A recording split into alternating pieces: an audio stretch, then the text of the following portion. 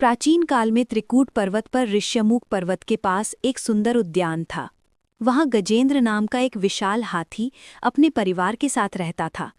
वो बहुत बलवान और गर्वीला था। वो गंधमादन पर्वत का राजा था और उसका परिवार बहुत बड़ा था। एक दिन गर्मी के दिनों में गजेंद्र अपने परिवार सहित जल क्रीड़ा करने के लिए एक सुंदर सरोवर में गया। सरोवर में कमल के फूल खिले हुए थे। पानी ठंडा और स्वच्छ था। गजेंद्र पानी में उतरकर आनंद से खेलने लगा, पानी छिड़कने लगा, अपनी सूंड से पानी पीने लगा। तभी जल के अंदर छिपा हुआ एक बहुत बड़ा ग्राह मगरमच्छ ने गजेंद्र के पैर को जोर से पकड़ लिया। गजेंद्र ने बहुत जोर लगाया, सूंड मारी, लेकिन ग्राह नहीं छोड़ता था। धीरे धीरे गजेंद्र थकने लगा।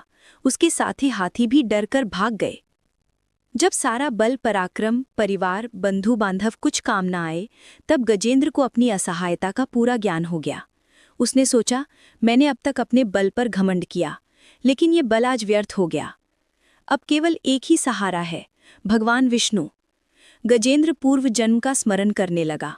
उसे याद आया कि वो इक्ष्वाकु वंश का राजा इंद्रद्युम्न था, जो भगवान विष्णु का परम भक्त था। तपस्या करते करते उसे शाप मिला था कि वो हाथी बने। तब गजेंद्र ने मन ही मन भगवान की स्तुति की और एक कमल का फूल सूंड से उठाकर भगवान को अर्पित करते हुए पुकारा, ओम नमो भगवते वासुदेवाय। जो सबके आदि पुरुष हैं, जो सबके स्वामी हैं, जो अनादि हैं, जो सबके रक्षक हैं, मैं उस परमात्मा को प्रणाम करता हूँ। हे प्रभु, मैं इस ग्राह के मुख में फंसा हुआ हूँ, मेरी रक्षा करो। गजेंद्र की करुण पुकार सुनते ही भगवान विष्णु अपने वाहन गरुड़ पर सवार होकर तुरंत वहां पहुंचे। भगवान ने अपना सुदर्शन चक्र चलाया और ग्राह को मार डाला। फिर भगवान ने गजेंद्र को अपनी गोद में लिया और हाथ से स्पर्श मात्र से उसे दिव्य देह प्रदान की।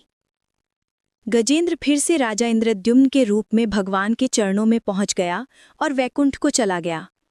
इस कथा का सार: जब तक बल, बुद्धि, धन, परिवार कोई भी साथ न दे, तब एकमात्र भगवान ही सहारा बनते हैं। जब तक अहंकार रहता है, तब तक भक्ति नहीं आती।